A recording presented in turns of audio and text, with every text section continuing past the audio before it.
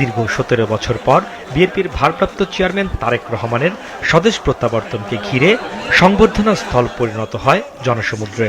ভোরের আলো ফোটার আগেই দেশের বিভিন্ন প্রান্ত থেকে আসা নেতাকর্মী ও সমর্থকদের ঢলে কানায় কানায় পূর্ণ হয়ে ওঠে গোটা এলাকা। জনসমুদ্রের মাঝে শুধু উচ্ছ্বাস আর প্রত্যাশা। হযরত শাহজালাল আন্তর্জাতিক বিমানবন্দর থেকে জনতার ঢল ঠেলে লাল সবুজ রঙের একটি বাসে চড়ে বিকেল নাগাদ সংবর্ধনা স্থলে আসেন বিএনপির ভারপ্রাপ্ত চেয়ারম্যান।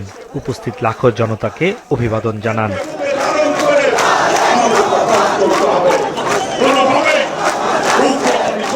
তার জন্য নির্ধারিত বিশেষ চেয়ারটি সরিয়ে সাধারণ চেয়ার নিয়ে বসেন সিনিয়র নেতা ও ফ্যাসিবাদ বিরোধী আন্দোলনে থাকা দলগুলোর নেতাদের সাথে নিয়ে। শুভেচ্ছা বক্তব্যে তারেক রহমান জানান, দেশের মানুষের ভাগ্যের পরিবর্তনের জন্য সুনির্দিষ্ট পরিকল্পনা রয়েছে তার। আপনাদের সকলের সামনে আমি বলতে চাই, বাংলাদেশ জাতীয়তাবাদী দলের একজন সদস্য হিসাবে আপনাদের সামনে আমি বলতে চাই, I have a plan for the people of my country, for my country. আজ এই পরিকল্পনা দেশের মানুষের স্বার্থে, দেশের উন্নয়নের জন্য।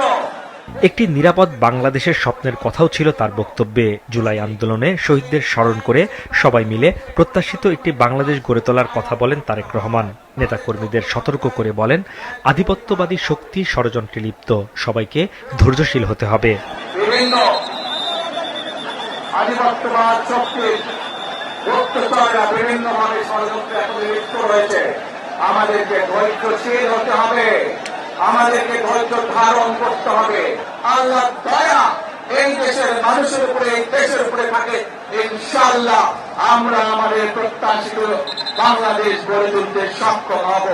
তিনি কঠোর হুঁশিয়ারি দিয়ে বলেন, যে কোনো মূল্যে আমাদেরকে এই দেশের শান্তি শৃঙ্খলা রক্ষা করতে হবে, যে কোনো উস্কানির মুখে শান্ত থাকতে হবে। যে কোনো উস্কানির মুখে আমাদেরকে ধীর শান্ত থাকতে হবে। প্রিয় ভাই বোনেরা, আমরা দেশের শান্তি চাই।